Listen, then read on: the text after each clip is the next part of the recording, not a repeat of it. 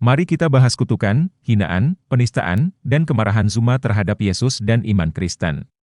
Polemikus Islam sering menggunakan kata dalam Alkitab dan ditafsir sesukanya. Tujuannya bukan diskusi atau debat, tapi menghina atau ingin menyamakan ajaran Kristen dengan ajaran Islam.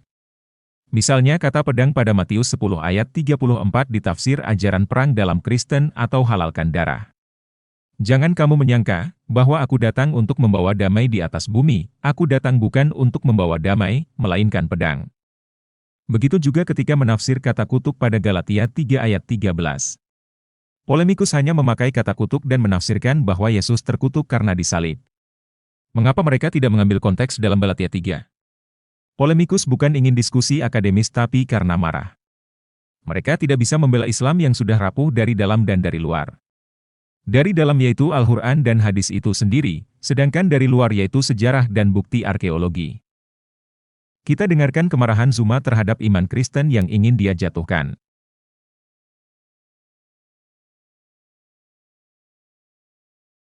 Kamu menghina Allah, sementara Tuhan yang kamu sembah adalah manusia yang mati terkutuk di atas tiang salib. Apakah itu menjatuhkan? Sementara di kitabnya ada Galatia 3 nomor 13. Menjatuhkan itu? Atau menyadarkan? Coba, itu menjatuhkan atau menyadarkan? Apakah Yesus yang dikutuk? Terkutuklah orang yang digantung pada kayu salib. Apa yang dimaksud kutuk pada Galatia 3 ayat 13? Ini adalah penjelasannya. Dan kitab suci, yang sebelumnya mengetahui bahwa Allah membenarkan orang-orang bukan Yahudi oleh karena iman, telah terlebih dahulu memberitakan Injil kepada Abraham, olehmu segala bangsa akan diberkati. Jadi mereka yang hidup dari iman, merekalah yang diberkati bersama-sama dengan Abraham yang beriman itu. Karena semua orang yang hidup dari pekerjaan hukum Taurat berada di bawah kutuk. Sebab ada tertulis, terkutuklah orang yang tidak setia melakukan segala sesuatu yang tertulis dalam kitab hukum Taurat. Dan bahwa tidak ada orang yang dibenarkan di hadapan Allah karena melakukan hukum Taurat adalah jelas, karena orang yang benar akan hidup oleh iman. Tetapi dasar hukum Taurat bukanlah iman, melainkan siapa yang melakukannya, akan hidup karenanya. Pada Galatia 3 ini konteksnya dibenarkan karena iman, bukan karena mengikuti hukum Taurat. Karena hukum Tauratlah maka manusia mengenal dosa, sebab tidak seorang pun yang dapat dibenarkan di hadapan Allah oleh karena melakukan hukum Taurat, karena justru oleh hukum Taurat orang mengenal dosa. Pelanggaran terhadap hukum Taurat adalah dosa dan dosa membuat manusia terkutuk yang mendatangkan maut. Karena tidak ada satupun manusia yang setia melakukan segala sesuatu yang tertulis dalam kitab hukum Taurat. Artinya bahwa semua manusia berdosa adalah terkutuk. Apakah ada manusia keturunan Adam tidak berdosa? Sengat maut ialah dosa dan kuasa dosa ialah hukum Taurat. Tapi karena Kristus menanggung kutuk dengan jalan salib maka manusia terlepas dari kutuk hukum Taurat dan di dalam Yesus juga manusia mendapat berkat sebagai ganti kutuk. Berkat apa yang didapat? Keselamatan yang tidak hanya didapat oleh bangsa Yahudi tapi semua bangsa. Jadi, kutuk yang dimaksud adalah terpisahnya manusia dari Allah. Kutuk itulah yang ditanggung Yesus yang membuatnya terpisah dari Allah sehingga Yesus mati di salib. Kristus telah menebus kita dari kutuk hukum Taurat dengan jalan menjadi kutuk karena kita, sebab ada tertulis, terkutuklah orang yang digantung pada kayu salib. Yesus Kristus telah membuat ini, supaya di dalam Dia berkat Abraham sampai kepada bangsa-bangsa lain, sehingga oleh iman kita menerima roh yang telah dijanjikan itu. Dan darah Yesus sebagai korban sempurna dan tidak bercacat celah jatuh ke tanah sebagai ganti korban bakaran seekor binatang yang harus dibawa kepada Allah sebagai rasa syukur telah diperdamaikan dengan Allah. Sebab jikalau kita, ketika masih seteru, diperdamaikan dengan Allah oleh kematian anaknya, lebih-lebih kita, yang sekarang telah diperdamaikan, pasti akan diselamatkan oleh hidupnya.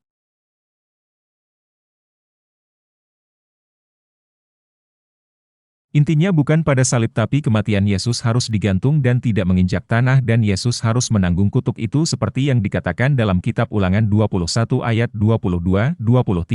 Apabila seseorang berbuat dosa yang sepadan dengan hukuman mati, lalu ia dihukum mati, kemudian kau gantung dia pada sebuah tiang, maka janganlah mayatnya dibiarkan semalam-malaman pada tiang itu, tetapi haruslah engkau menguburkan dia pada hari itu juga. Sebab seorang yang digantung terkutuk oleh Allah, janganlah engkau menajiskan tanah yang diberikan Tuhan, Allahmu, kepadamu menjadi milik pusakamu. Apakah kalian tetap ingin memperhadapkan berkat dari Yesus Kristus atau tetap memperhadapkan kutuk dari Allah lain yang tidak kamu kenal yang tetap dalam maut? Lihatlah, Aku memperhadapkan kepadamu pada hari ini berkat dan kutuk. Berkat, apabila kamu mendengarkan perintah Tuhan, Allahmu, yang kusampaikan kepadamu pada hari ini, dan kutuk, jika kamu tidak mendengarkan perintah Tuhan, Allahmu, dan menyimpang dari jalan yang kuperintahkan kepadamu pada hari ini, dengan mengikuti Allah lain yang tidak kamu kenal.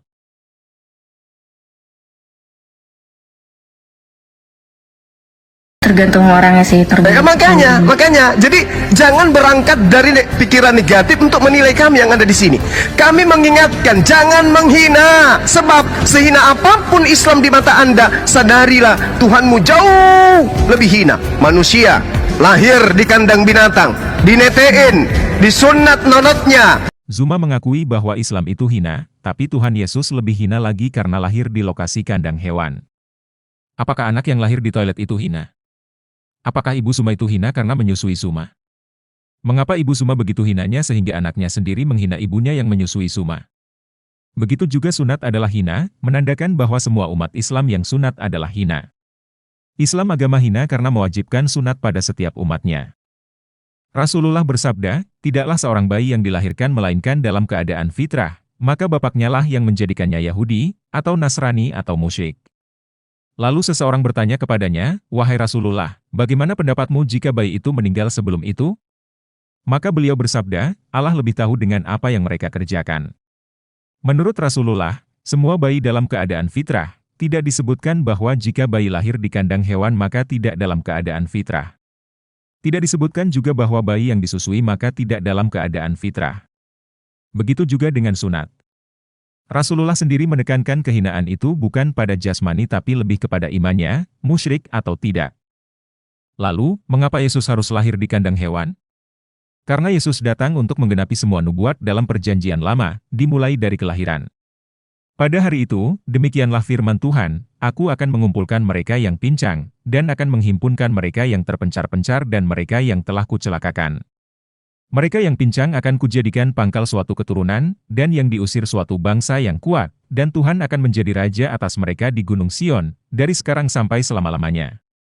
Dan engkau, hai menara kawanan domba, hai bukit putri Sion, kepadamu akan datang dan akan kembali pemerintahan yang dahulu, kerajaan atas putri Yerusalem.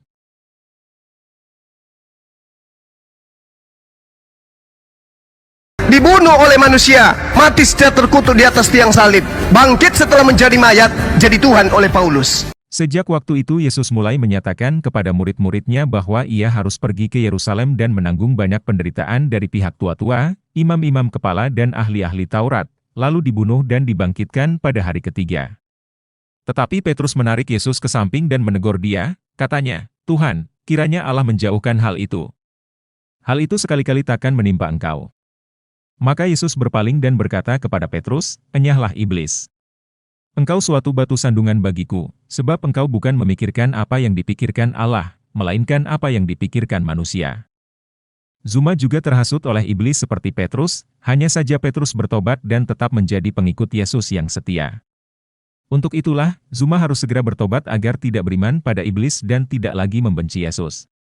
Yesus menjamin Zuma diselamatkan jika menerima Yesus sebagai Tuhan dan Juru Selamat serta membebaskannya dari api neraka yang sudah ditetapkan oleh Allah Subhanahu wa Ta'ala, yaitu terdapat pada surah Maryam 71-72. Mengapa Yesus harus mati? Seperti penjelasan tentang penyaliban di atas, yaitu Yesus sebagai perantara perdamaian antara manusia dengan Allah. Selain itu, Yesus menggenapi nubuatannya sendiri dan nubuatan dalam perjanjian lama. Banyak sekali nubuat tentang kematian Yesus, salah satu ayat dalam perjanjian lama. Dia dianiaya, tetapi dia membiarkan diri ditindas dan tidak membuka mulutnya seperti anak domba yang dibawa ke pembantaian, seperti induk domba yang keluh di depan orang-orang yang menggunting bulunya, ia tidak membuka mulutnya. Apakah Yesus menjadi mayat? Kami sudah menjelaskannya pada video yang berjudul Kristen Penyembah Zombie atau Vampir.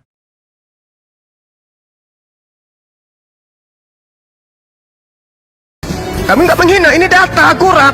Lalu yang menghinanya yang mana? Menjatuhkannya yang mana? Mereka yang saatnya sudah sadar.